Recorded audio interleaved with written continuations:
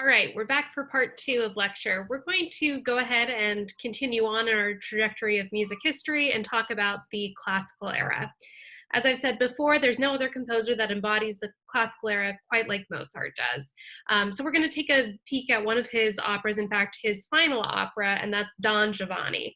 Don Giovanni has a wonderful plot line. It actually also includes some interesting genre bending that we haven't really encountered a lot prior to this point.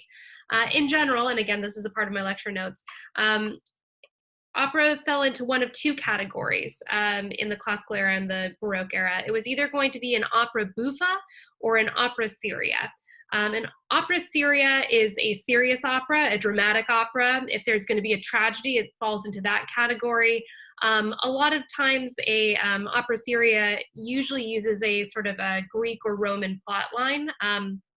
And can often include the sort of reimagination of some of the older tales that were very important historically. So Dido and Aeneas by Henry Purcell definitely is an opera seria. Opera buffa, on the other hand, is a comedic opera, something that is supposed to be taken lightly. And that's how Don Giovanni, at least initially, starts out. It's a little problematic, the opening scene, for those of you who end up wanting to do your concert report on Don Giovanni because you're interested in the two selections that I've showed you, or will show you rather. Just know that there's a bunch of literature, particularly about the opening, that is perhaps interesting for you to investigate. I'm not going to go down that rabbit hole because we have a lot of ground to cover, but what we're going to do first is listen to it and watch a synopsis of the entirety of the opera. It's essentially about a very Casanova-esque figure who loves women and then leaves them all over Europe. The opening of the opera, like I said, it's sort of problematic in terms of its categorization of a buffa, but there's some unconsensual sex that happens at the very beginning. There's a murder that Don Giovanni participates in, and ultimately the ghost of the man that he murders serves him his sort of comeuppance at the very end of the opera, which is, of course, what we will take a listen to. I'm also going to take a moment to play one of the more iconic arias that's a part of the earlier acts. It's something that you've probably heard before. A lot of music that's in the classical and the romantic canon are used a lot for cartoons and underscoring. So if some of this sounds familiar, it wouldn't be surprising to me. So Don Giovanni has a number of henchmen that are kind of at his disposal, helping him in his quest of conquering as many women as he can. Don Giovanni is a meticulous note taker. He happens to have a long list of all of his conquests in a book that is kept close to him, that describes at length the kinds of women he's interested in, where they're located, and what they are like. So we're going to listen to an aria to that extent, and then, of course, the finale. So just to make sure that you've got a good idea of what's happening plot-wise here, we're going to watch a synopsis. Big distinctions, though, that we're going to hear that are different from the Baroque era. A little less separation between recitative, the spoken text, spoken sung text that's dramatically declaimed, and the arias. They can still be identified because they have high levels of repetition, and they're sort of more structurally oriented. They don't push plot, but it's going to be an interest of Romantic era composers to start blending the two together quite liberally. So certainly in the very end scene, we're going to hear a lot of blending between aria and recitative, which makes a very exciting drama, or at least dramatic curve. We're going to hear less ornamentation in the vocal parts. That's definitely true of this particular opera, less true of perhaps some of Mozart's earlier operas that are still a little bit stylistically bound to some elements of the Baroque era. but a lot more orchestral color. So we're moving beyond just strings as the accompanying instruments. We're going to hear more woodwinds and a couple more brass instruments as well. Okay, so without further ado, let's go ahead and watch the synopsis of Mozart's Don Giovanni. Okay, here we go. The synopsis of Don Giovanni. The opera begins with Don Giovanni sneaking into the room of Donna Anna and sexually assaulting her. She breaks free and goes to look for help, while her father, the Commendatore, confronts Don Giovanni. You'll pay for raping my daughter! Oh, rape! Such a ugly word. I wouldn't call it, rape exactly. It was really more of a miscommunication. You snuck into her room at night, covered her mouth so she couldn't scream, and forced yourself on her. And when you put it that way, no, it does not sound good. But I think what you're failing to realize in this situation is that I am a rich, handsome man and therefore entitled to sleep with whoever I feel like. That's it! I'm turning you in! I am too beautiful to go to prison! After Donna Anna finds the body of her murdered father, she vows revenge. As it turns out, she isn't the only woman who's been scorned by Don Giovanni. That jerk Don Giovanni is totally gonna pay for loving and leaving me. I mean, who the hell does he think he is? A nobody ditches Don Elvira. Hi there. Are you religious? Because you are the answer to all my prayers. Excuse me? This is so embarrassing. I seem to have lost my phone number. Can I have yours? Do you seriously not recognize me? Only from my dreams. Wait, you're serious? We have actually met in real life before, huh? Yeah. As Don Giovanni flees, he encounters a wedding procession. Oh, Mazzetto, I am so in love with you. So, Vera, you're like the song my song sings. Hey, you two. I'm so sorry to interrupt, but did you two just get married? Yeah! That's great! You know what? Why don't I throw the two of you a huge party in my amazing castle mansion, and while we're at it, why don't I sleep with your newlywed wife? What? Alright. Why don't you go on ahead and the two of us will catch up, huh? Seems suspicious. But sure. Now that we're alone, what do you say we throw all caution to the wind and make sweet, sweet love to each other, huh? I'm initially conflicted, but ultimately resolved to stay with my husband, so no thanks. Yeah, I don't know if you noticed this, but I am a rich, handsome, heterosexual man in the 18th century, so you don't have a lot of choice here. Don Giovanni forces himself on Serlina, who then joins Donna Anna and Donna Elvira on their quest for revenge. Ultimately, it's the ghost of the Commendatore who brings Don Giovanni his just desserts. I feel like I'm going crazy. I keep hearing the voice of that old guy I murdered. We'll watch this So, I have invited him to dinner. That'll show him. Don Giovanni, you are a really horrible guy. Own up to your crimes or I will drag you to hell! Wow, you are even stupider dead than you were alive. Look, I'm gonna make this really, really simple for you. Rich equals above the law. Handsome equals women want to sleep with me. I have done nothing wrong. Hey, let go! And just like that, Don Giovanni is dragged to hell. Awesome. Indeed. Don Giovanni is dragged to hell, and it is an awesome ending to an opera, especially one that doesn't have consensual sex in it for the most part. In any event, before we get to Don Giovanni getting forcibly dragged into hell, I'm going to play one of the more iconic standalone arias from the opera. It's a vocalization of Don Giovanni's Little Black Book of Sexual Conquests. We're going to note that this is an aria because it's for a solo singer. It is about emotion and doesn't push plot. Why doesn't it push plot? It doesn't push plot because it involves repetition. we could have covered a number of these points, which is more or less that Don Giovanni doesn't have a particular discerning taste palette for the loads of varieties of women that he seems to enjoy, like in a sentence or two. But this is a long song that has, and indeed, a structure of its own. You're going to notice that there's like an A section where we are describing the number of women we've slept with in a particular location. And then the B section, which deals with the characteristics of these women. It all comes to an end with an optional coda that sort of is our final cadential marker of this aria.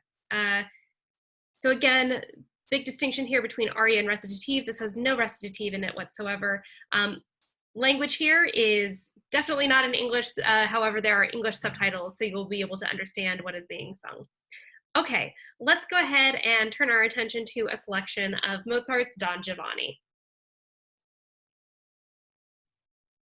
All right, here we go. Arias, by the way, are always named from the first text that appears. Not maybe the most memorable way of labeling the arias, but here you go. This is about a catalog, the Book of Conquests. Here we go. Madamina, un catalogo questo, delle belle che amo il padron mio, un catalogo che ho fattino, osservate, leggete con me, osservate, leggete con me. In Italia 640, in Lavagna 231. We're dealing with a division of the newer group of two. The bravado, the core characteristics of the Romantic era, but we're going to start hearing it in the Classical era.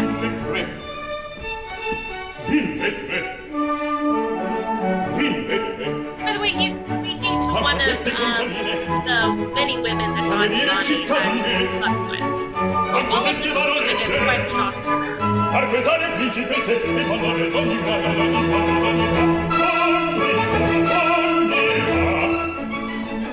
in Italia 640, in Lavagna 231, 100 in Francia, in Turchia 91, ma in Spagna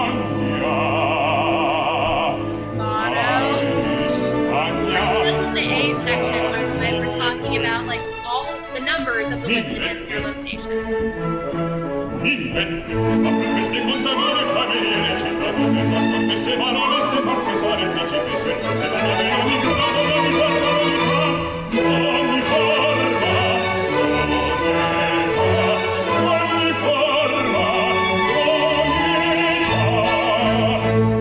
Here's our cadence for the A section, B section. Why do we know it's the B section? When we talk about characteristics, starters, we're also in 1, 2, 3, 1, 3, 1. We're in compound time. Metric distinction in order to help us differentiate our A section from our B section.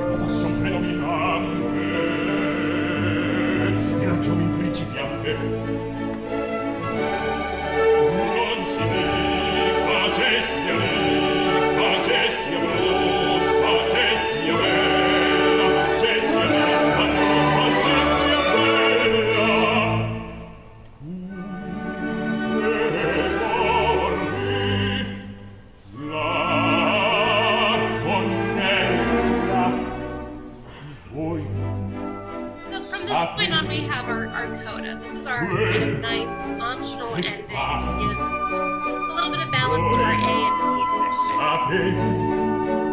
Why is it not referred to A? We're not talking about the numbers of women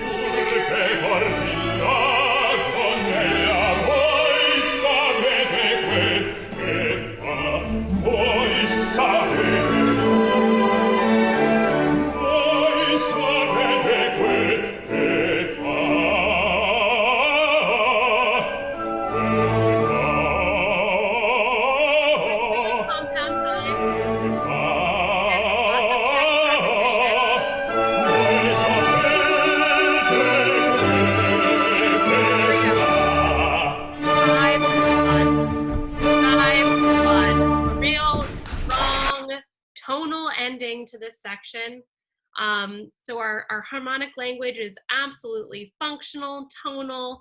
We have lots of homophonic texture, lots of consistent meter. The only thing that's kind of a little bit less than classical oriented about this is the fact that we do have pockets of rubato, this like stretching and pushing and pulling of time. One of the reasons why we do hear it in the Romantic era is because of its popularity in the classical era. In any event, hopefully you recognize some of that music. Very iconic for Mozart, and also a strong embodiment of all of the kind of characteristics that were emblematic of the classical era. All right, let's go ahead and skip forward to my favorite section of this opera, and that is the finale. So Don Giovanni, he invites the ghost of the man that he has murdered at the beginning of the opera to dinner. His henchmen say this is a terrible idea, doesn't matter. Don Giovanni is a very headstrong individual and he is going to do whatever he wants. He's also obviously been tortured by his own like sort of internal workings for the entire opera. So the reason why the Commendatore is dressed the way he is because like he's addressed in at a grave site as a statue. So his ghost, the image of the ghost is the statue that is then there for dinner. Very much in line with what's going to be a priority in the Romantic era. We have lots of blending between recitative and aria. This means that this is mostly a scene about the Commendatore. It's his moment, but we're going to have interjections by Don Giovanni and his henchmen, and whole sections where Don Giovanni gets to like duet with the Commendatore. It all adds for a very like exciting and sort of forward-moving plot, and he's able to do so not only because of this combination of recitative and aria together, or sung and like kind of sung spoken moments, but also does something very cool with the pulse. Like he has a steady pulse, but he ends up dividing it differently in sections that are sort of more slow moving, divides it in two. When he needs a little bit more energy, divides it into three.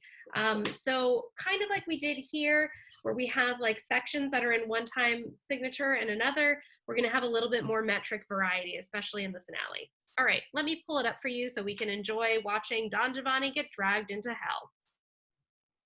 All right, without further ado, one of my favorite sections of Don Giovanni, the finale. So this is indeed how the opera, the last 7 minutes of the entire opera.